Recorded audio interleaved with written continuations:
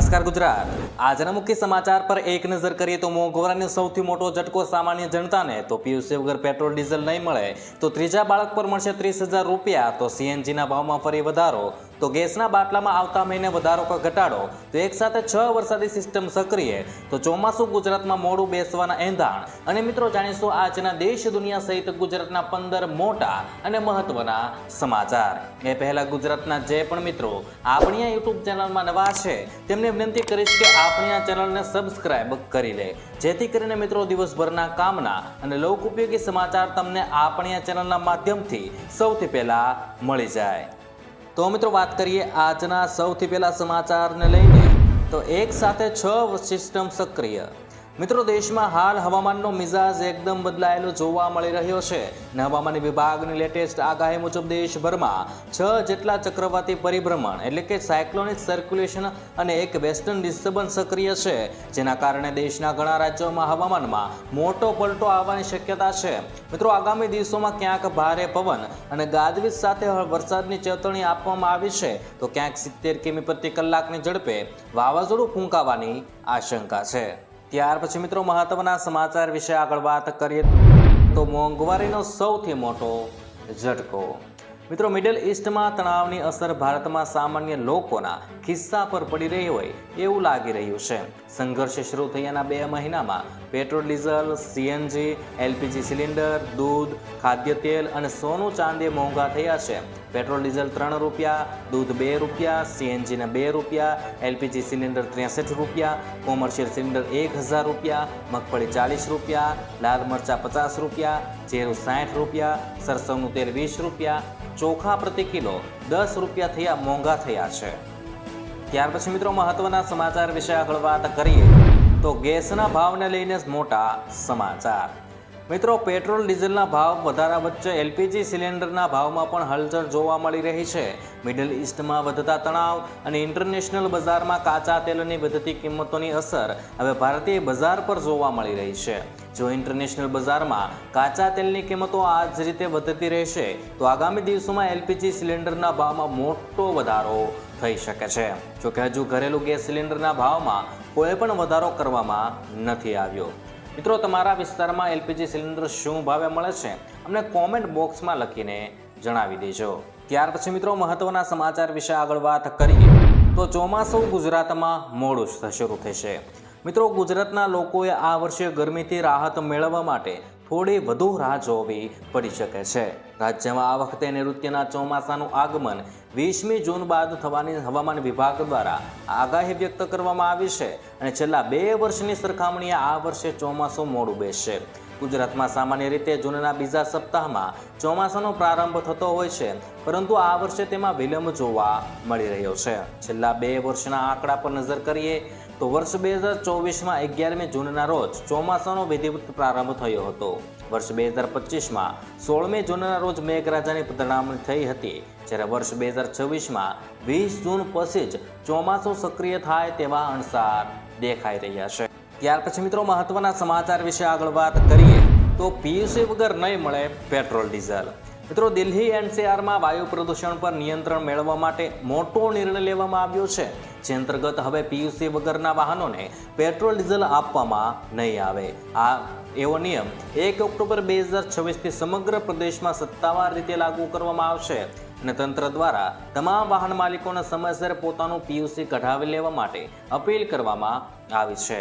જોકે વહીવટી તંત્ર દ્વારા મેડિકલ ઇમરજન્સી કાયદો અને વ્યવસ્થા માટે છૂટછાટો આપવામાં આવનાર છે।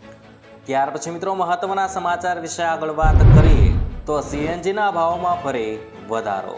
મિત્રો દિલ્હી એનસીઆરમાં આજે ફરી એકવાર સીએનજીના ભાવમાં વધારો થયો છે। હવે સીએનજી 1 રૂપિયા વધુ મોંઘો થયો છે અને નવા ભાવ સાથે દિલ્હીમાં 1 કિલો સીએનજીના ભાવ 80.9 રૂપિયા થઈ ગયા છે। મિત્રો જણાવી દઈએ કે 2 દિવસ પહેલા ગેસ કંપનીઓ સમગ્ર દેશમાં સીએનજીના ભાવમાં 2 રૂપિયાનો વધારો કર્યો હતો અને વધતા ભાવથી સામાન્ય લોકોનું બજેટ ખોરવાઈ ગયું। ત્યાર પછી મિત્રો મહત્વના સમાચાર વિશે આગળ વાત કરીએ તો ગેસ એજન્સીના નામે ઓટીપી ફ્રોડ। મિત્રો દેશભરમાં એલપીજી સિલિન્ડર બુકિંગ સાથે જોડાયેલા એક નવો સાયબર સ્કેમ સામે આવ્યો છે। આ છેતરપિંડીમાં ગ્રાહક દ્વારા ગેસ સિલિન્ડર બુક કરાવીના થોડા જ સમયમાં સાયબર ઠગો એજન્સીના કર્મચારીઓ હોવાનો ઢોંગ કરીને ફોન કરે છે અને તેઓ ગ્રાહક પાસે 6 DSC માંગે છે. વાસ્તવમાં આ કોડ માત્ર સિલિન્ડર ઘરે ડિલિવર થાય ત્યારે જ આપવાના હોય છે, પરંતુ સ્કેમર્સ ઓટીપી ચોરી કરવા માટે આ ટ્રીક અજમાવી રહ્યા છે અને ઓટીપી શેર ન કરવા અપીલ પણ કરાય છે. ત્યાર પછી મિત્રો મહત્વના સમાચાર વિશે આગળ વાત કરીએ તો ગુજરાતમાં વસ્તી ગણતરી શરૂ. મિત્રો રાજ્યમાં 17 મે રવિવાર એટલે કે ગઈકાલથી વસ્તી ગણતરીની શરૂઆત થઈ ગઈ છે અને લોકો 31 મે સુધી સેલ્ફ એન્યુમેરેશન એટલે કે જાતે માહિતી અપલોડ કરી શકશે. 2 તબક્કામાં થનારી વસ્તી ગણતરી માટે પ્રથમ તબક્કામાં 1 જૂનથી 30 જૂન દરમિયાન તમારા ઘરની ગણતરી કરાશે અને ઘરના મુખ્ય વ્યક્તિને વસ્તી ગણતરી કરવા આવનાર કર્મચારી દ્વારા 33 સવાલ પૂછવામાં આવનાર છે, જ્યારે બીજા તબક્કાની વસ્તી ગણતરી 9 ફેબ્રુઆરી 2027 થી 28 ફેબ્રુઆરી 2027 સુધી શરૂ રહેવાની છે.